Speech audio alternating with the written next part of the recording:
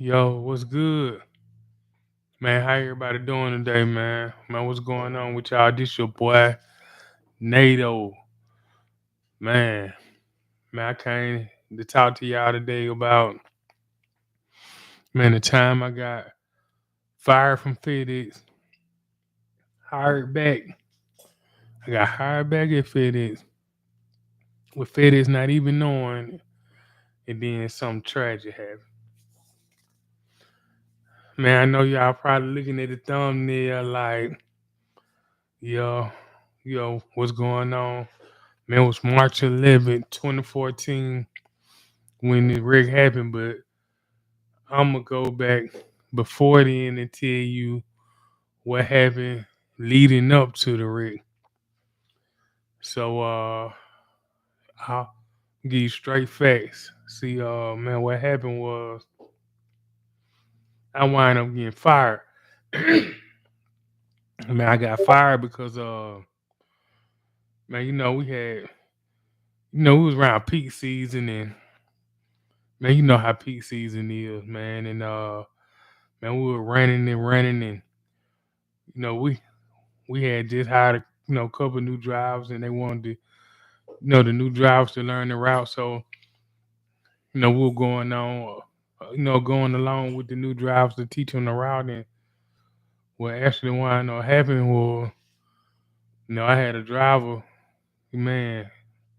I don't know, this man was like a angel or something, bro. Like he came to me and was like, "Whew," like, ain't no like. He was an incredible person, like in and out, man. Incredible person in and out. His name was Andre, and Andre Williams. And I never forget him, man, because you know, he was a deacon, and he was, going to working toward being a pastor. So he used to answer like the questions that I had, about church and stuff, and it helped me understand, stuff that was going on, because I really didn't understand, at the time. But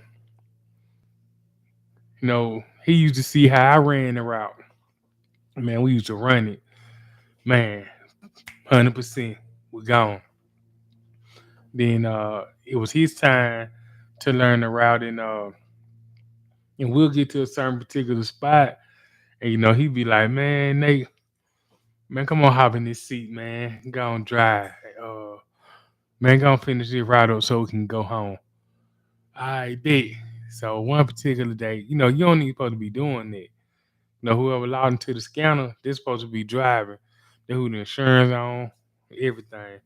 So we had a terminal manager named Bruce, man, cool guy, man. Bruce caught me. Okay. Let me bag up. Let me bag up the reason why I went drive in the first place, because I refuse I refused the urine test. So I wind up refusing the urine test, and I can still work for FedEx. Like I can be a jumper, but I couldn't drive no more. But I still knew the route and everything, and now we can fast forward. Andre was like, "Man, come on, man. Man, they gonna knock this out." And Bruce saw me. Bruce was like, "Man, bro, you know you can't be doing that." Like, my bad, bro. I know, man. We just, what I'm saying. He had just hit a mailbox, and man, we just trying to go and get this over with. Man, he was like, "Man, if I catch you again, you out of here." So I was like, "All right, I got you, Bruce." So I ain't do it for about a month. So first of the year came around January, regular days, kind of slow, and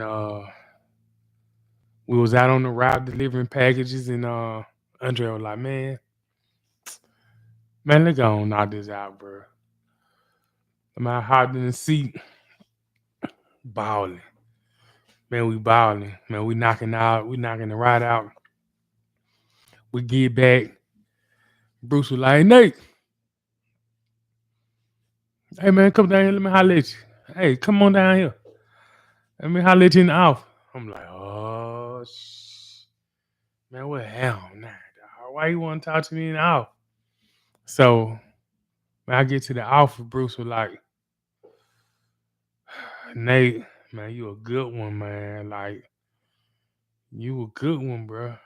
I hate to let you go. Like, I don't want to let you go, bro. But I got to let you go because you a hazard. And if I keep letting this go on and something happen, that's gonna be on me. I'm like, bro, come on, Bruce, man. Man, don't fire me, man. Let me get one more chance. I won't do it no more. I promise you. I'm done. You called me in the office, you told me that, bro. I see how serious this is. I won't do it no more. Man, Brew cut ties with me right then. So this round, January, I got fired. Fresh in the new year. So I'm at home chilling, depressed, shit, shit, smoking weed, playing the game every day, typical shit, trying to figure it out. My birthday came, had to cancel all my birthday plans and shit. Cause shit when working my birthday was February 16th, so I just got fired at the end of the month. So everything I had for my birthday, I had to hold it back. So out the blue in March, I get a call from uh the terminal man. I mean, his name was Kenny at the time. And Kenny was like, "What's up, Nate?" I'm like, "Man, what's up, man?" He was like, "You want your job back?" I'm like, "Man, hell yeah, I want my job back, but how can I get my job back? You know what I'm saying? I don't need supposed to be, man, I can't jump, I can't drive, shit. I don't need supposed to be out there, man. Wow, what's up?" He was like, "Man, come on back. Everything good." So, ooh, I'm excited. Man, I'm excited, bro. I go back, come to find out, the terminal managers that fired me, they left and went to a whole nother district on the coast down there by New Orleans. Biloxi. Went down there on the coast and they had a brand new terminal manager in. You know, they subcontract out, so the subcontract they were behind the numbers weren't good, so they already know shit. I got the biggest route, but I'm gonna eat that. Shit, I'm gonna eat that up. Shit, we finna 100% this thing, man. Call me back. Andre was still there. The same guy I was training and ran with before I got fired. He was still there. And shit, when they called me. I ain't even, you know what I'm saying? He called me. I ain't even believe. I know I ain't supposed to be back in this truck. But I just refused to urine test as a driver. Got caught driving as a jumper. And I'm like, bro, these motherfuckers still let me get my job back. But come to find out, they had a whole new terminal manager. Whole new terminal manager. He ain't know that. He was fresh. So he came in and was going off of word of mouth because he didn't really want to ruffle no feathers. You know how when you come in, everybody got their routine going. You don't want to step on nobody's toes until you get to know the facility and everything. And you gonna listen to what they telling you because we all grown men and they telling you everything good over here, everything good over here. He looking at the numbers and saying, okay, everything good. He ain't worried. He just, what I'm saying, trying to just keep everything running smooth. Man, Miss Laverne them was in there. Miss Laverne was still there. Only person who was gone, I want to say David was gone and Bruce was gone. R.I.P. David. Uh, R.I.P. David, man, good guy. And so I got back on the. Want to say it was a Thursday. I got back on the Thursday. I worked that Thursday, that Friday. Here come March 11th, that Monday. Now that Tuesday, March 11th, that Tuesday. Man, it was a beautiful day, man. Man, we was driving and delivering packages. Smooth day, going just like this. Come to find, then we head toward the base. I'm in the back. I'm straining up the packages, so we finna get ready to go on base. And once you go on base, see, I like to have everything lined up so we can just hit the circle, hit the houses. We out of there. So we heading toward the base. We in the right lane, going down 45s, a 4 lane. No, I hear the signal light come on to turn in the left lane, but I'm in the back straining up packages, so I wasn't really paying no attention to that because he was driving. And man, we was heading down the highway, and he started to veer over to get in the left lane, and that's when I heard a horn go bam bam. See, when I heard the horn, I was just coming from the back, walking up, toward the little middle doors. I was walking up, so when I heard as soon as I heard that's when he jerked the wheel back right. And I was right there standing in the doorway when he did it. Man, you talking about when he jerked that wheel back right. Man, I was just sitting there watching everything just unfold. It's like it threw me on the ground because I'm sitting there, I'm holding on, and I can just see the truck start to lean as he jerked. It's like the wheels are just buckled. You know what I'm saying? Instead of easing back over in the right lane, when it went over, he jerked the back, and the truck turned this way. And I seen when his side, I actually seen when his side hit, and the whole driver's seat went out the door. Then after that, I just heard a bunch of screeching, screeching from the metal and shit, concrete to metal. And when I woke up, I was up under the motor of the Fedex truck, laying up under the motor. So what I did was I crawled out from up under the bottom, and I took like 2, 3 steps, and then I seen some people running out of doctor's office because we flipped over in a doctor's office. I seen people running toward me, and I just fell. And when I fell, my body started getting like real cold. And I want to say it was like 80, 85 degrees that day, but my body felt like it was 30 degrees because I knew Andre was gone. And I was asking them, like, "What Andre? What Andre?" They're like, "Calm down." They're like, "Calm down." You know, he's okay, but I can feel it. Like I can feel it. I felt it. It felt like it turned winter time out there, man. You know, man, we was on that concrete for a minute, and it took the ambulance for a while to get there. And I can remember my child mom. She was at the hospital for about an hour waiting on like the ambulance to get there. And and man, like once we got there, the first ambulance got there. I can remember her telling me like, "Damn, nah, that ain't Nate." She seen blood. She seen blood on like the socks. She like, "Nah, that ain't Nate right there. He don't need what socks like that." But the whole time, I'm back. I'm still back there laying on the ground waiting on another ambulance to come get me. Shit, I figured I still had my I still had my phone in my pocket. Man, I told the nurse, I said, look, take my phone, you put this motherfucker up, okay? You lock it up. And I get it when I leave the hospital.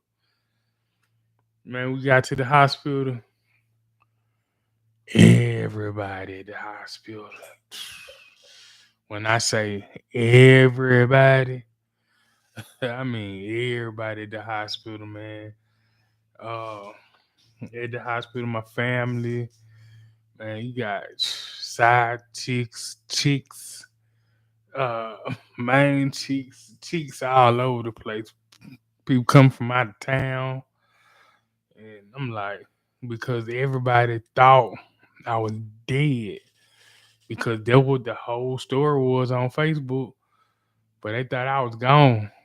I had RIPs and shit going down. I had to pop up like, hey, I ain't going nowhere. I'm right here. I ain't going nowhere. But the trauma I went through, during that time, man, having those stitches in my head, and them staples in my head, having no skin on my back, and not being able to work and on them painkillers and stuff like that, man, that was the turmoil. And the worst thing that could ever happen was the guy that actually owned the routes never called and asked me was I okay and how I was doing. Never once checked on my family to see how I was doing. Now Kenny did, because Kenny was like the second in charge, and he and you know what I'm saying, his heart, you know what I'm saying, I know he got a good heart, and he just doing what he got to do to feed his family and stuff. So Kenny was never no bad person, you know. But that John Lowe, man, he never called me, man, and but it's okay, I done got over it, and bro, I forgive you, dog. You know what I'm saying? You for not, knowing that I wasn't even supposed to be in that truck, period. Because I went back and tried to get my job back after about a year and something, me healing up.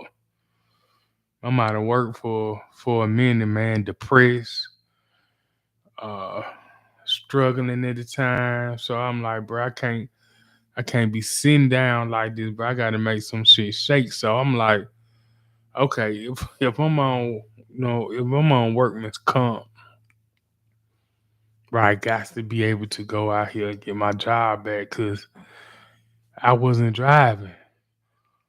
So I go out there, and the new terminal manager that I told you he had just came in, and we sat down and talked, and he was like, man, I'm sorry.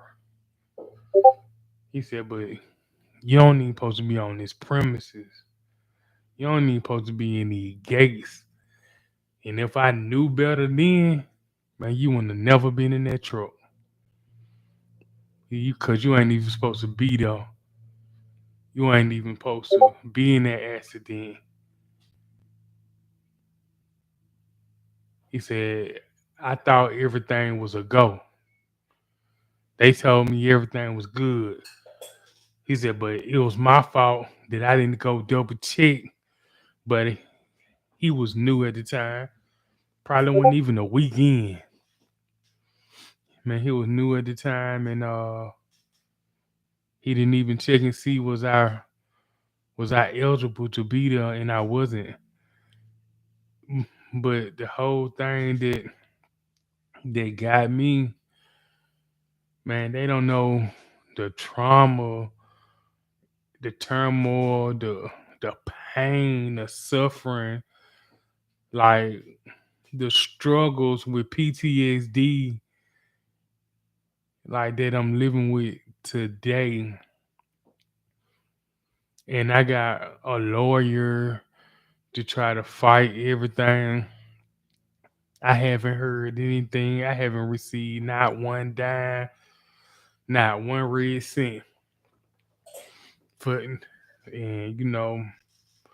and it just made me look at it like, man, they do not care about you.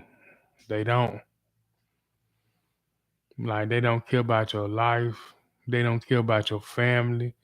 They don't care if you got a family. All they care about they pockets, they business, and if them packages get delivered. They don't care about the person behind the wheel. They don't care about his family, his kids. Cause all they gonna do is remove him and put another person in this spot and gonna keep it going. And it's sad, especially being black men and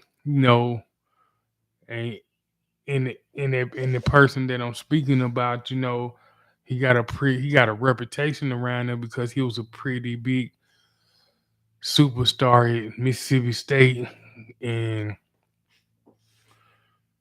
man, I haven't heard, spoke, seen. I seen him at the funeral, but he dropped his head when he walked past. Uh, and it just was tough, man. We struggled for a minute, and I wind up getting addicted to pain meds. Yep, wind up getting addicted to pain meds around that time, and man, when they cut my pain meds off, man, I hit the streets for them, spending $200-300 a day looking for pain meds. At first I thought I don't need these motherfuckers, but after you take them for so long, the doctor don't tell you when they cut you off, bro. You need it. Your body needs it. Man, you go, man, no withdrawals with nothing to play with. Man, I wouldn't wish that on my worst enemy. You know, uh, I had I had to check myself into rehab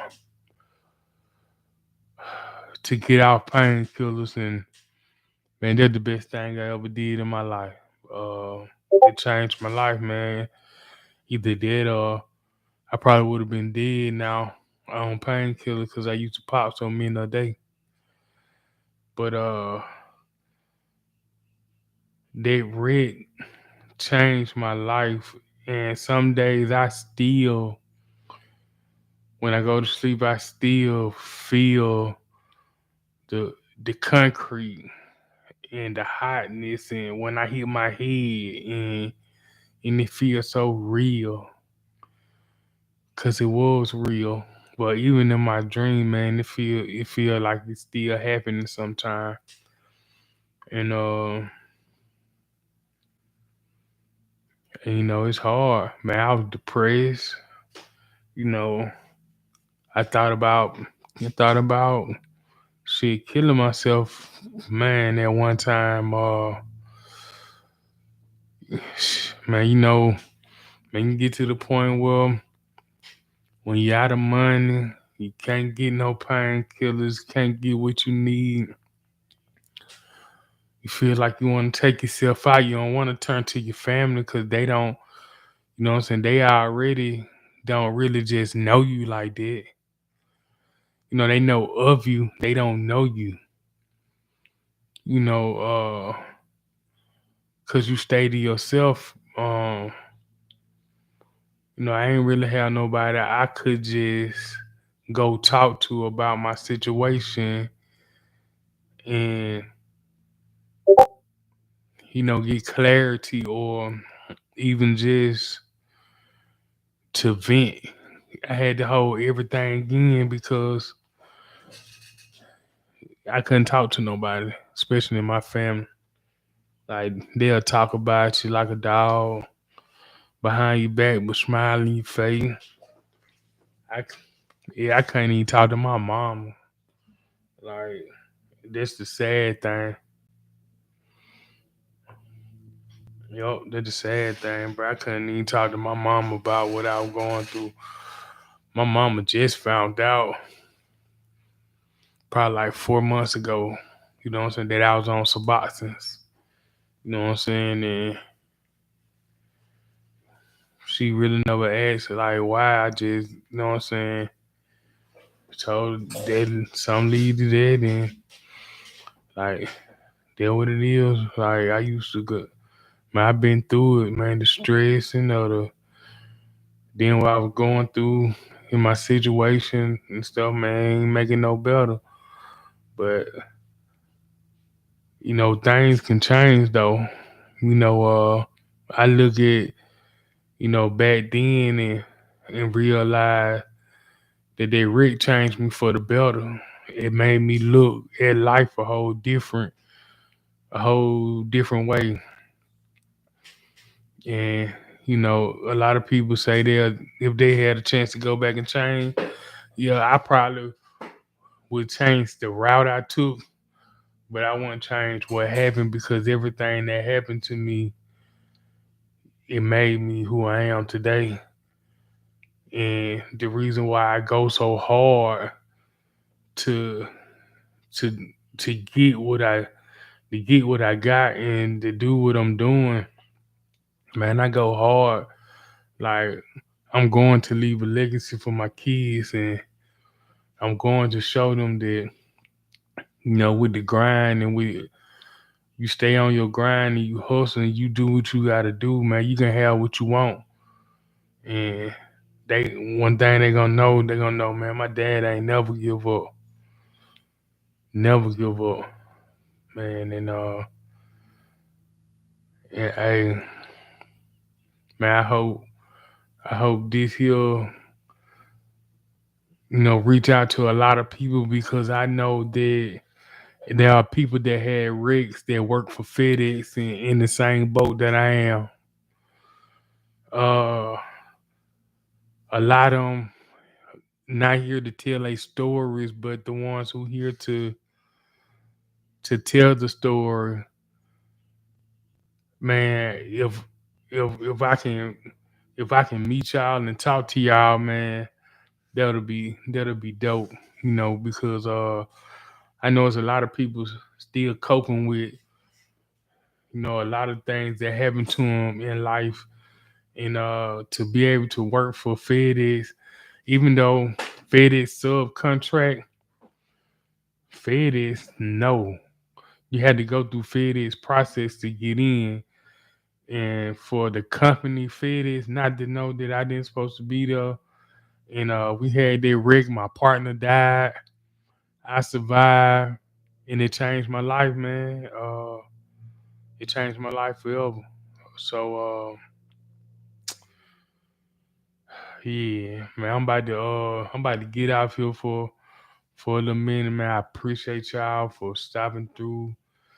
Man, if you see this, show this some love, man. Share this because it has to stop.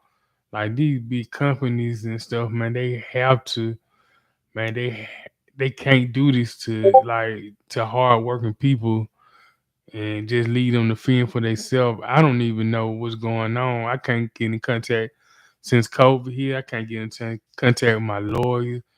I don't even know if I received anything, if I got any money or anything. I'm happy with my life and I'm happy with where I'm going. But to be in a FedEx crash where my partner died, I survived, and I didn't even supposed to be there. Got fired from FedEx, refused to take a urine test, got caught driving while I refused to take a urine test. Wasn't even supposed to be on FedEx property. Wasn't even supposed to be in no FedEx facility. But still they allowed me to get inside that truck. And when that truck crashed and flipped over, and I was told that I ain't supposed to be in there, this should have been this should have been more clarification then that, man, look, he ain't this a walking miracle right here. But I guess some people don't see that.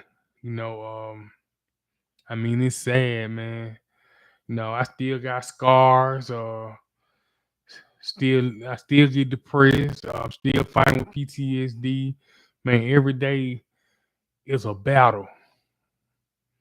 Bro, and some days I lose, I swear. Some days I lose.